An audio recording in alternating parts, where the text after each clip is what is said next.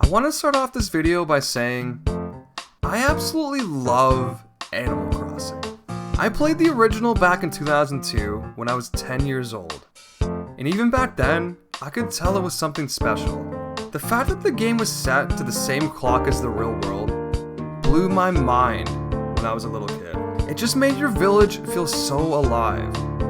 Little things like the weeds growing back and your villagers asking where you've been really gave you the feeling that even when you turned the game off, their lives continued on without you.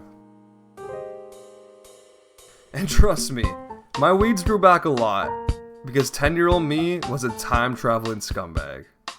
I know. It's one of the deepest regrets of my life. So, throughout the past 2 decades, I've played every subsequent Animal Crossing release, and loved them all.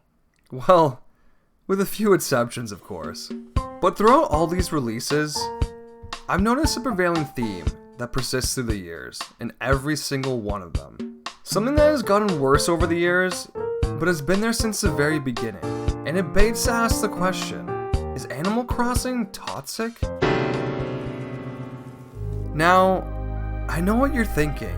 How can a game as wholesome and cute as Animal Crossing be considered anything close to toxic? Well, I'll explain. But first, I want to talk about something I consider crucial to the Animal Crossing experience: the social factor. Even before the series went online, and you had to physically swap memory cards to visit another person's town, it was almost still essential to have someone you knew playing the game along with you. Animal Crossing is a game that focuses so much on collection and creative expression that not being able to share what you've collected or created with someone else directly hinders the experience. Everyone who's played these games remembers showing a friend a rare fish you caught, or a rare piece of furniture that you were finally able to add to your collection, or even just giving them a tour of your village to show them what you've been working on. This shareability was cranked up to 11 when New Horizons was released last year. It was really the first Animal Crossing game that caught on in a big way on social media. So instead of showing that rare fish to just your friend, you could share it online for thousands of people to see. And at first, everything was great. It was actually really cool being able to see just how creative people were with their islands. There was some really impressive stuff released in the first couple months.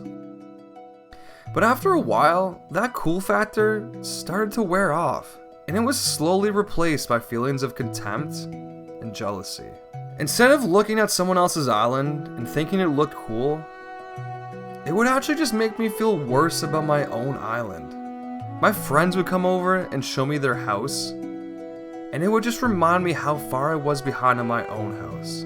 Like, they had made it rich off the turnip exchange, and meanwhile, I'm over here continuing my red snapper hustle, just hoping to get by.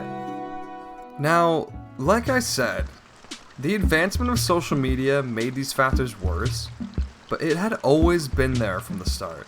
Back in 2002, when I first played the original game, there was 2 things I desperately wanted: the complete snowman furniture set, and a fucking fireplace. I don't even know why, but for some reason 10-year-old me really wanted this fireplace. I was willing to do anything for it. And that anything ended up being talking to villagers and these igloos for hours on end, hoping they would just randomly give me one. There was nothing you could do to actually trigger it. You just had to keep talking to them over and over again, reading the same 5 conversations.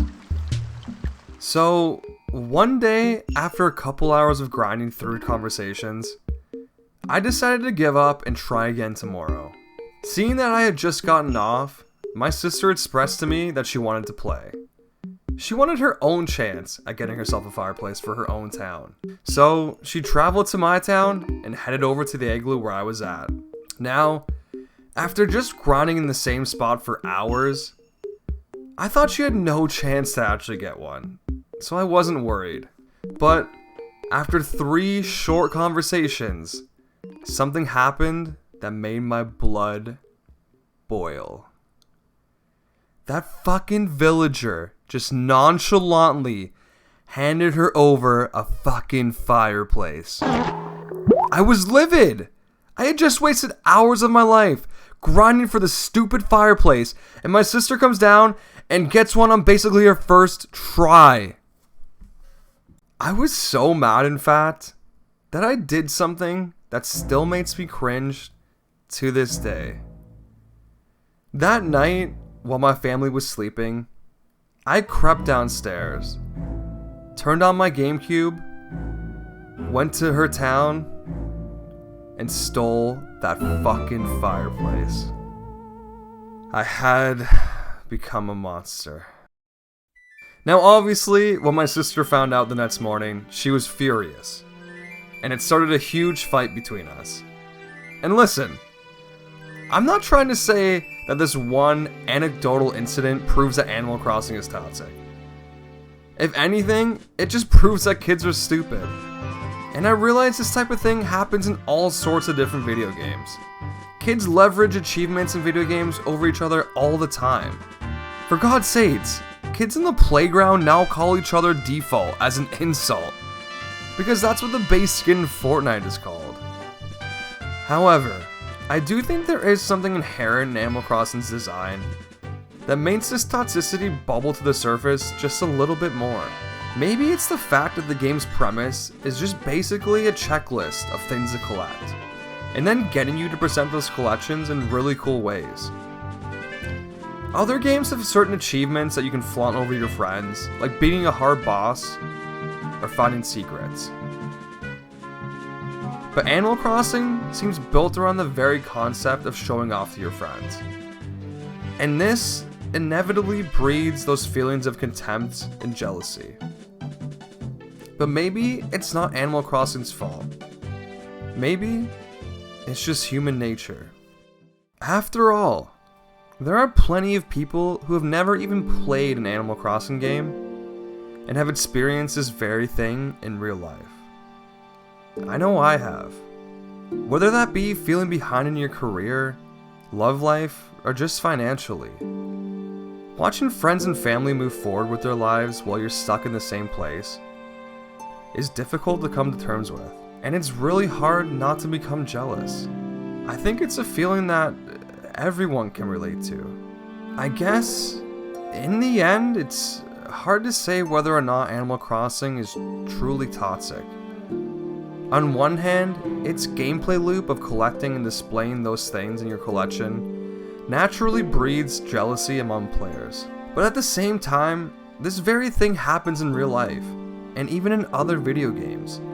So it's not exclusive to just Animal Crossing. Unfortunately, no matter what we do, we are stuck with these unwanted feelings of jealousy and contempt.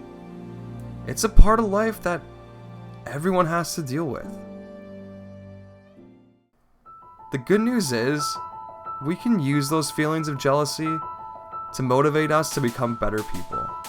This is the healthy way to deal with it. The unhealthy way is sneaking into your basement while your family sleeps and stealing a fireplace from your younger sister because you think it's yours. Don't let Animal Crossing turn you into a monster. Don't let Animal Crossing become a toxic game. Because in the end, I think it's up to us.